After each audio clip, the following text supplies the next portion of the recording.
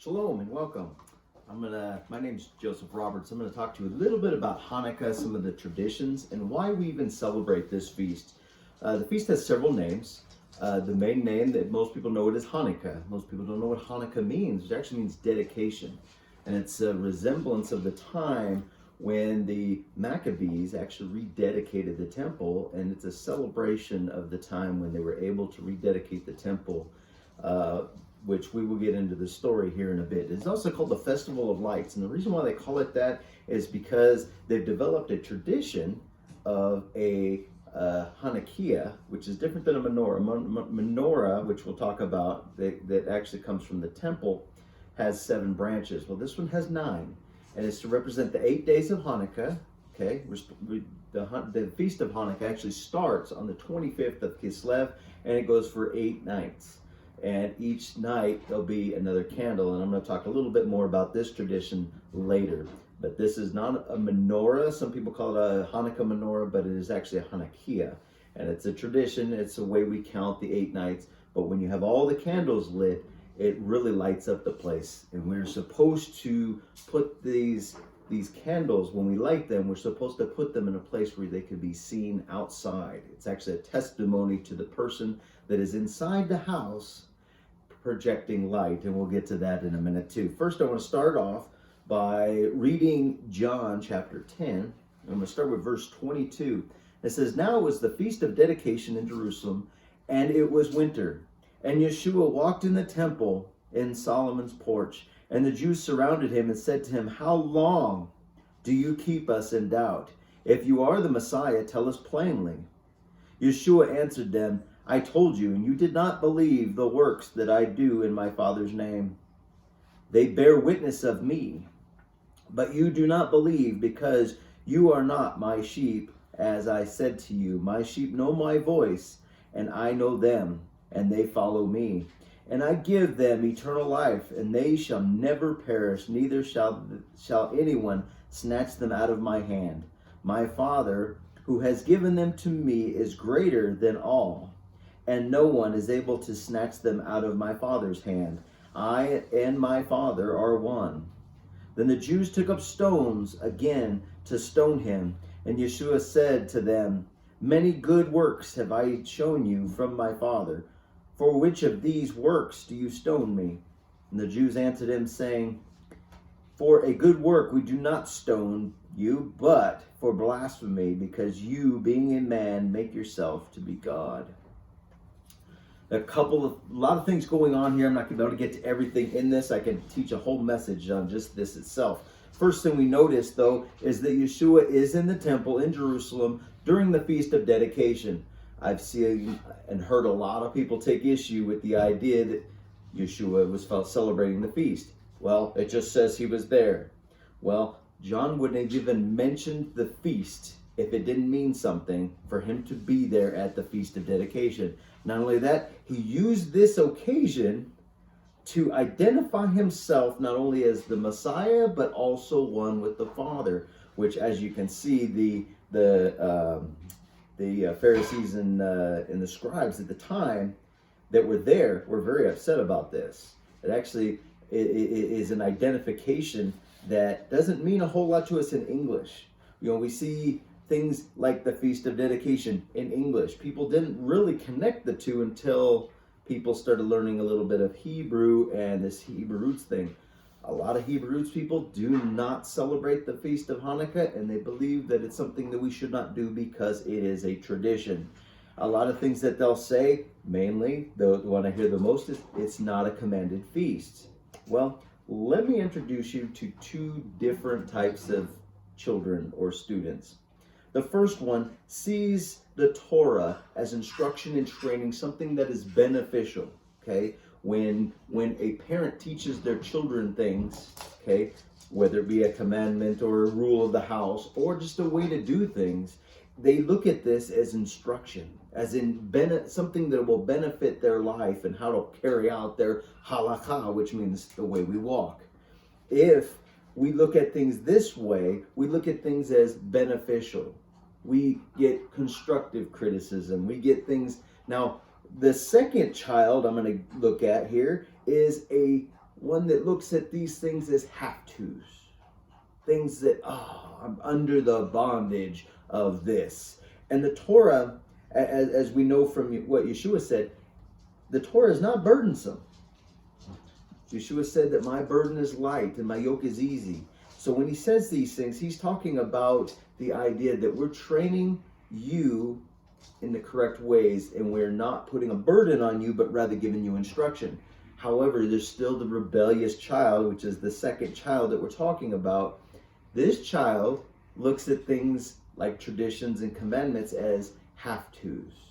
Now, I will say this, only a rebellious person has to be commanded to do a good thing.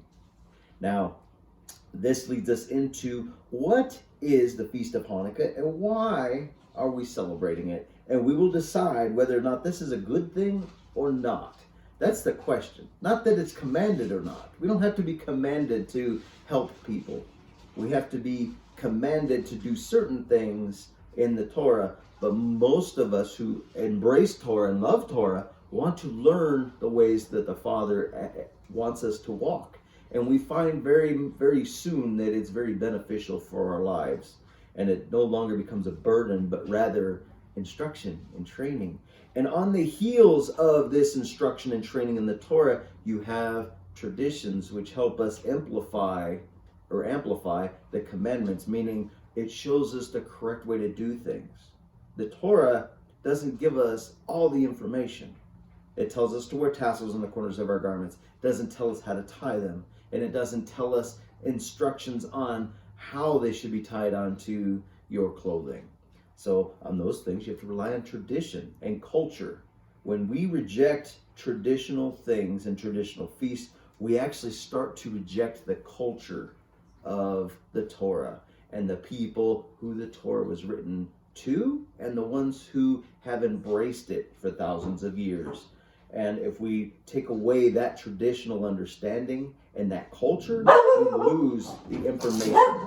We lose our way of life, and we lose our understanding of the culture. So let's get into the story a little bit.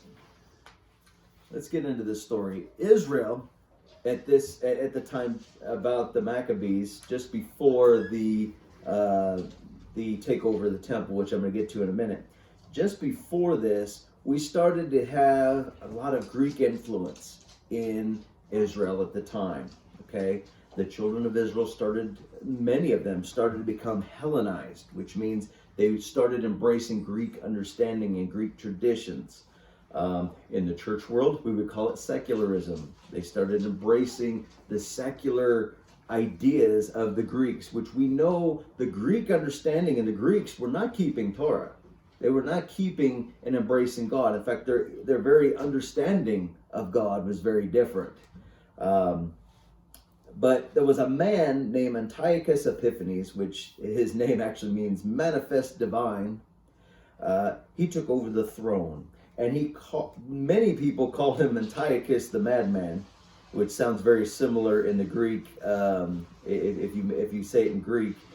But that was what they actually called him, was the madman. Now, you're going to find some similarities to what was going on in the time of the Maccabees to what is going on now. And that's what I want you to look at for the moment. I want you to look at how things are progressing. I've heard lots of people say things aren't bad. They're not doing these bad things to us and things like this. Well, at first, this is not how this came about either. Every type of tyranny, every type of wickedness that was done against the Jewish people has always come subtly at first. It's always been, we'll look at Nazi Germany. They told them, hey, you want work? You want to work? You want a good place to stay? Hey, hop in these trains and go. And what were they doing? They're putting them in concentration camps. So it was a soft tyranny before they hardened the walls, if you know what I mean. So let's look at a prophecy in Daniel. It's going to be in chapter 11, and I'm going to read verse 21. And it says, and in his place there arose a vile person to whom they did not give honor of royalty, but he shall come in peaceably and seize the kingdom by intrigue. You see, he's not doing this by force at first. First, it's intriguing and it's peaceably. Does these things sound familiar? We get intrigued by new information all the time. We get intrigued by new ideas all the time. And it seems like when we drift away from our culture and embrace another, it usually comes at the foothills of, look, this is better. And this is not the case here. This is actually not a very good situation, because he's intriguing these people with knowledge and wisdom that is contrary to the scriptures. And their culture was starting to deteriorate at the time. And it says that this particular person went into the temple and took the gold items, and he stopped the light of the menorah and sacrificed a pig on the altar, and it was called the abomination of desolation. Now, we also see this term, the abomination of desolation, used by Yeshua after the time of the Maccabees. So I believe this is something that we're going to see repeated, which I think Daniel's pretty specific about it, because he says there'll be so many mornings and evenings until the abomination of desolation. Well, the mornings and evenings are the morning and evening sacrifice. I don't have time to get into a great deal of teaching on these prophecies, but I want to show you just a little bit so that we can make this story of the Maccabees kind of come to life for you. I'm going to read in First Maccabees, and I always listen to people too. That's not a Bible book. It's not in the canon. Okay, it's not in the canon, but it's a good historical book, and it actually is very much important to the culture of the Jewish people. I'm going to read in First Maccabees chapter 1. I'm going to start in verse 20. It says, and I'm reading from my Ani Jewish translation of the First Maccabees. Yes, bonus points. All right. So, first chapter 1, verse 21, or verse 20. After Antiochus had overtaken Egypt, he returned again in the 43rd year, and went up against Israel in Jerusalem with a great multitude, and entered proudly into the sanctuary. And he took away the golden altar and the menorah and the vessels within, and the table of the showbread, and the pouring vessels, and the vials, and the censer of gold, and the veil, and the crown, and the golden adornments that were before the temple, and all which he had discarded, as he was disgusted with the Jews. And he took also the silver and the gold and the precious vessels. Also he took the things hidden within the Beit HaMikdash. And when he had pillaged anything of value from the Beit HaMikdash, he went into his own land after killing many more, and proceeded to speak in a haughty manner in his accomplishments of desecration of the holy temple. Therefore there was a great sadness and mourning in Israel in every place, and there were, which is the custom of the Jews. So he came in at first peaceably, but then he was disgusted with the Jewish people. He obviously hated the Jewish people, so he actually desecrated this temple. Scriptures tell us about a pig that was sacrificed on the altar. When this happens, an altar has to be completely taken down and built anew. So this is something that was not an easy task, but at this point the temple was in ruins. The menorah was at a commission, and all the implements were stolen from the temple. Let me read another place in Daniel 11. It's going to be verse 31. It says, "And forces shall be mustered by him, and they shall defile the sanctuary fortress. Then they shall take away the daily sacrifices, and place there the abomination of desolation." So the ending of the daily sacrifice may not mean much to us that don't understand the temple times and the sacrifices and stuff, but this was a big deal. If you know, even in the book of Acts, there is many times where the apostles are going to the temple at certain hours. These were times of prayer, but it also circled around the daily sacrifices, the mornings and the evenings. These were also prayer services. So these were still going on in the time, but these were times that they would go because people wanted to see these things, the worship of God in practice. There's another thing too that people often do is they confuse the synagogue or even the church with the temple, and they confuse the two. These are two separate things.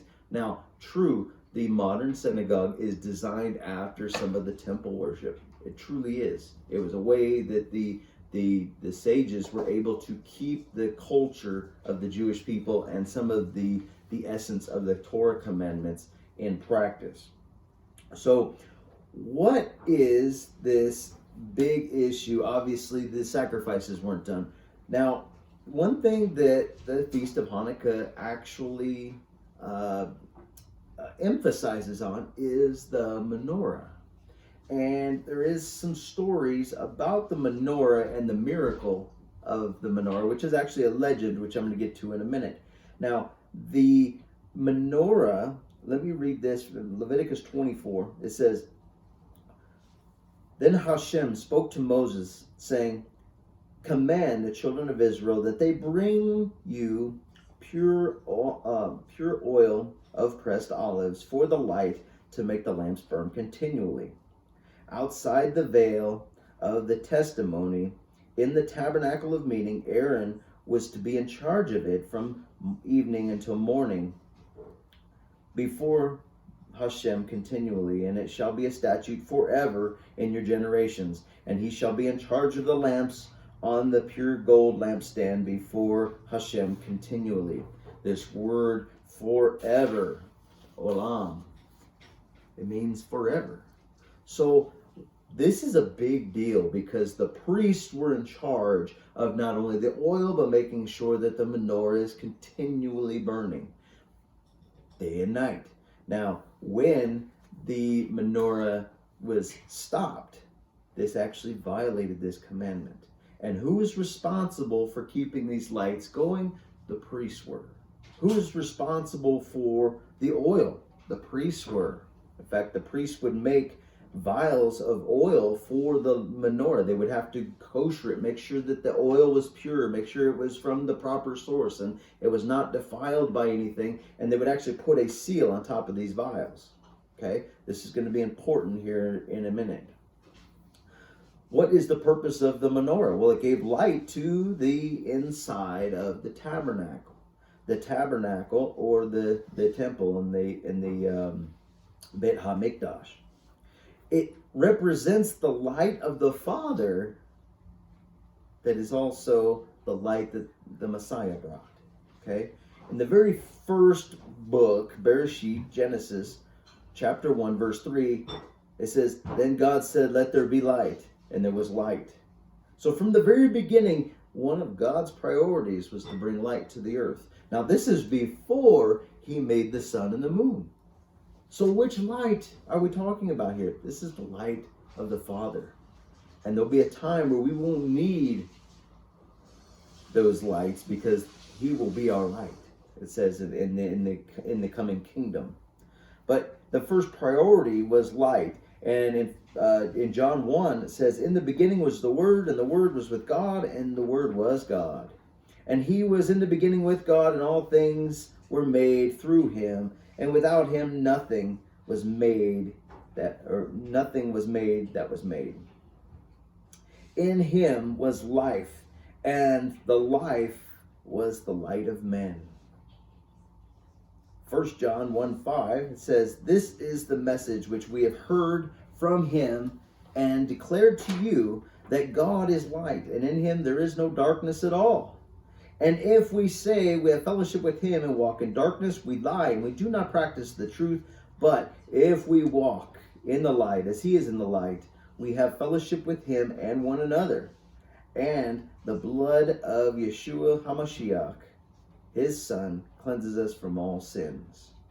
So if we do not walk in the light and we do not continue in the light, then we don't have any fellowship with him, but we also don't have fellowship with our brethren, the brethren of the Messiah, the children of Israel, if you will.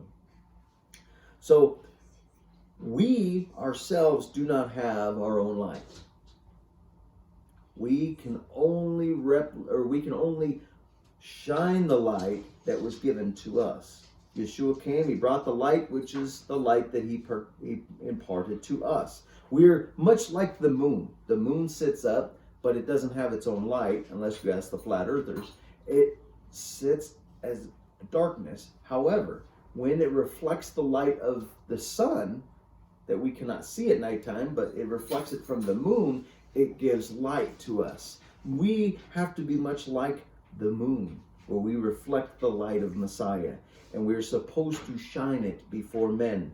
Now, this time of year in the winter time, which is when Hanukkah is, we are to be a light. And why do I say that? Well, in the wintertime, we have the least amount of daylight. This is the darkest time in the year. There is less light. And because of it, we have to shine our light even greater. And this is true in the spiritual realm also. If you look at what happens this time of year, there's a lot of people that get depressed. A lot of people are stressed out. Some of that's because of the holidays, but a lot of it's because there's less light. A lot of places where the sun doesn't shine that often, they can get very depressed. There's places in even the United States, in Alaska, where there's very little light in some parts of the year, and people get depressed, and it gets sad.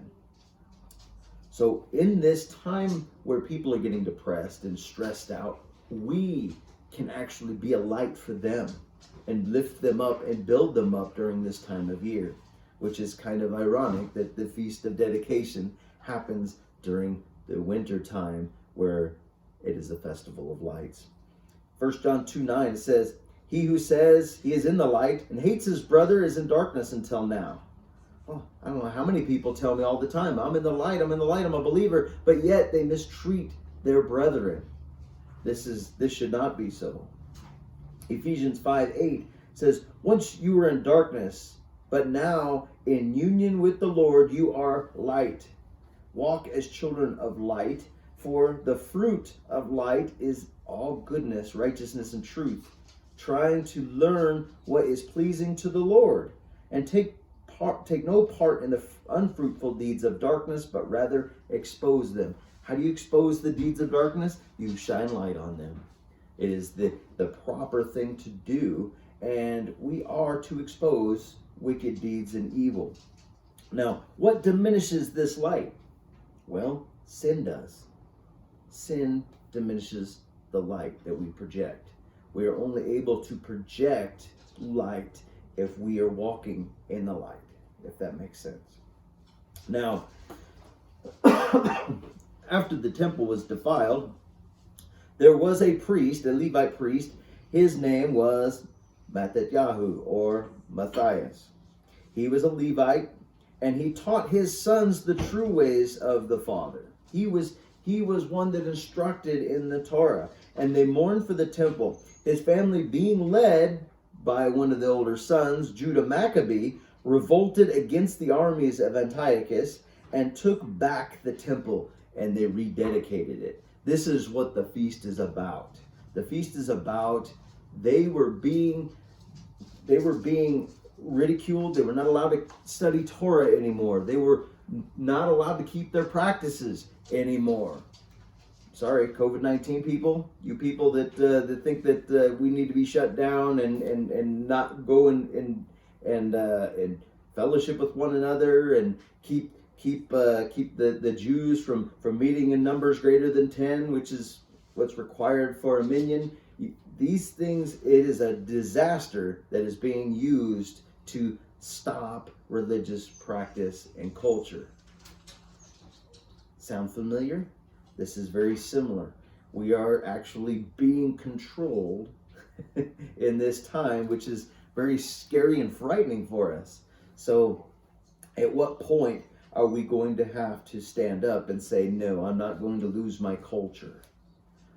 We're also being coveted by liberalism and secularism that tells us that we are not supposed to be biblically minded, meaning we're not supposed to speak against certain things that we know is evil in the scripture. But we're told that it's hate speech now. They're trying to control your speech also. So if we're not careful, we are going to lose our culture, much like the Maccabees thought that they were going to lose theirs. Okay? So the legend of the oil is that when they went to rededicate the temple, they found one vial of oil. Remember the vials I was telling you about that had the seal from the high priest on them? They only found one vial that was still sealed. The rest of them were desecrated.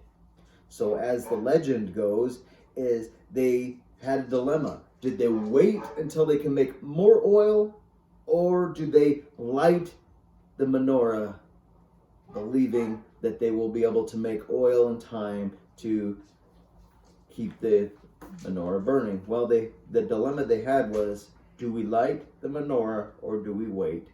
And as the legend goes, they lit the menorah. They said it's better to light the menorah, keep the commandment now.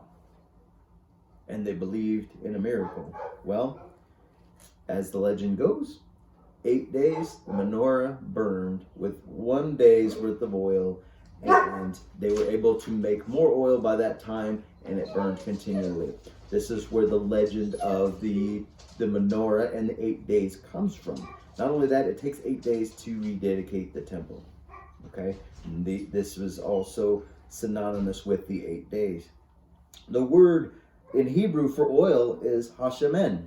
Hashemen can be rearranged, okay, to the word neshama, which is one of the words in Hebrew for soul. Neshama is very interesting because it is the soul of the priest and the practice of the priest that keeps the things going in the temple. Not only is he responsible for this, but he's also resembling that.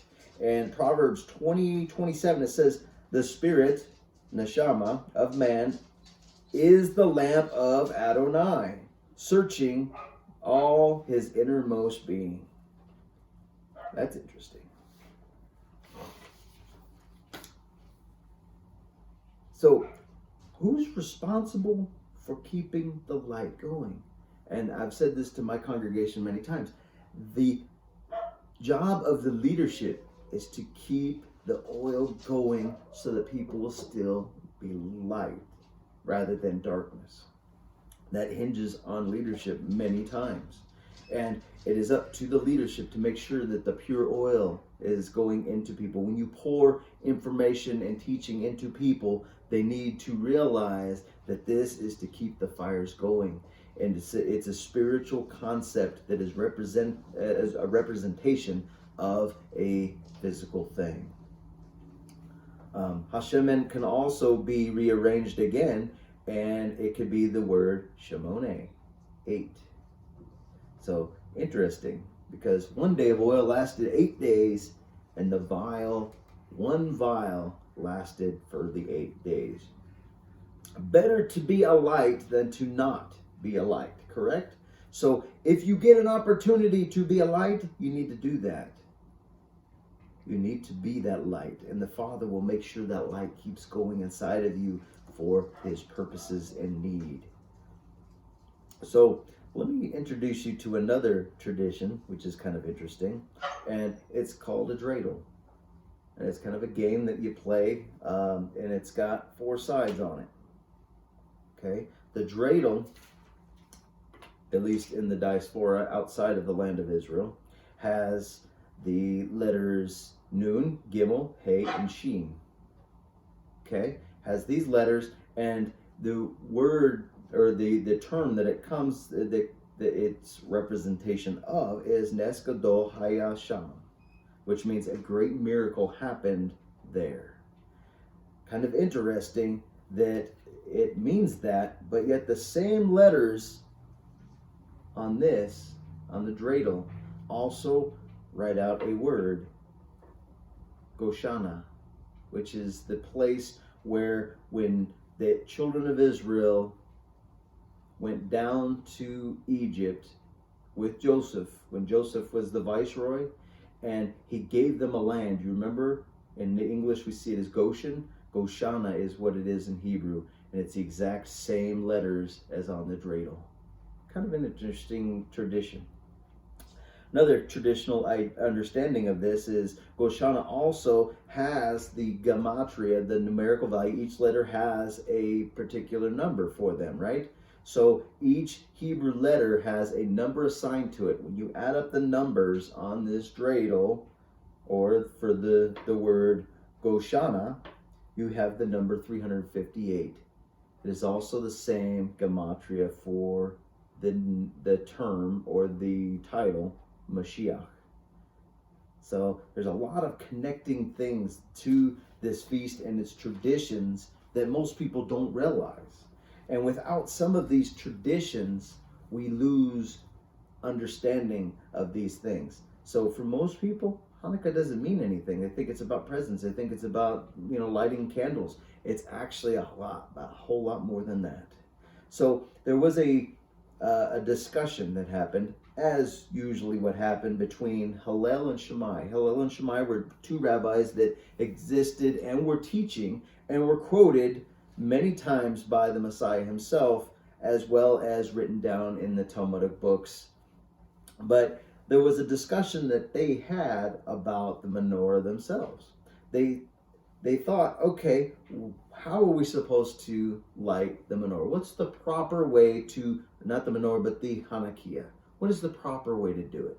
So Shammai says, you know what? This is what we're going to do.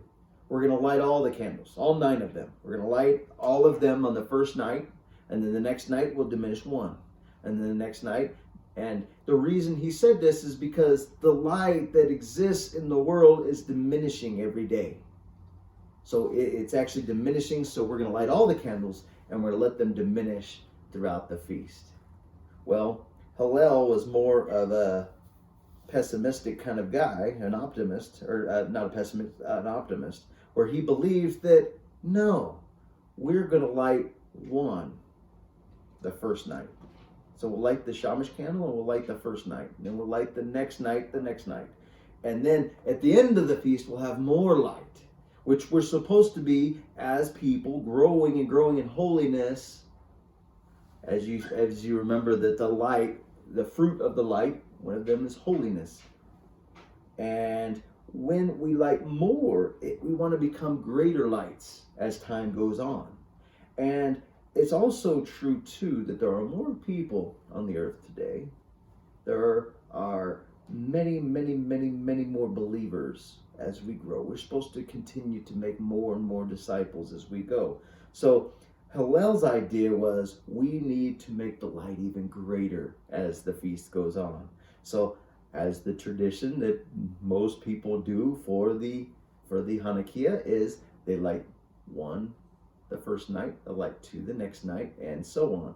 And after you get to the end of the feast, all of the candles will be lit. And if you have more and more people at your house, like we do, we have tons of Hanukkahs in our window, and it actually brings off heat also, because there's so many little flames on the candles. Now you can do candles, you can do oil. We have people that do oil also. But it's a traditional understanding, and it's a way we count the days, and the way that we show forth what we're supposed to be doing spiritually as giving off more light and to continue the light burning. So what does this mean to us? This is telling us that we should be very passionate about the things of God. We're supposed to be a people where these things are important to us. I always ask people in my congregation, do you ever long to see the high priest working in the temple? I do. I want to see these things in action. We read about them in the Torah. We understand the concepts behind it, but to see it in practice, I long for those days. But I don't long to see our traditions and culture and customs being torn apart from us. And if you think that won't happen now, it's happened to the Jewish people for many, many times. It happens constantly. This is not the first time this happened to the Jewish people for the time of the Maccabees, and it certainly wasn't the last. It's continually happening. And there are more and more anti-Semitic remarks and sentiments that we have in our culture now than we did when I was younger. So it's getting worse. So we need to be mindful. We need to be on our P's and Q's about what we're doing as a culture of people. Now, how can we be like Matthias and Judah Maccabee? Well, Matthew 5:14 says, "You are the light of the world. A city on a hill cannot be hidden, nor do they light a lamp and put it under a basket, but on a lampstand, and it gives light to all." We are supposed to shine this light. It gives light to all who are in the house. "Let your light shine before men, that they may see your good works and glorify your Father in heaven." Now, Matthias had taught his children well about the things of God, and it was so much that they were zealous for these things. That's why they were able to rise up and take on the Greek armies to rededicate and rebuild the temple. If they had not been accustomed and taught the traditions and the customs, the halakha and the Torah, they wouldn't have had the zeal in them. The zeal comes from the light. One of my favorite Torah portions, Pinchas, he had zeal for the things of God, and when he saw the things around him that were going wrong, he rose up and did something about it. Now, can we be that person? You bet we can. You bet we can. Interesting thing about Matthias, or Mattatyahu, he has his name in Hebrew has the gematria of 861. It is the same number as Rosh Hashanah. It was a new beginning, what they did. They rebuilt the temple. It was a new beginning for the temple. It was a new beginning for their culture again. People rose up to say, we are not going to lose our culture again. As it said a lot about the Holocaust. Never again. Never again. Should be our battle cry now as well. So are we in danger of losing our culture again, like in the time of the Maccabees?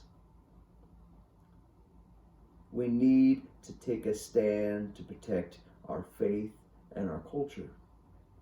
And if we don't, we may very well be looking at another Holocaust. We might be looking at another attack against the Jewish people. So I embrace you guys to look into the Feast of Hanukkah, look into the traditions, and Hag Sameach.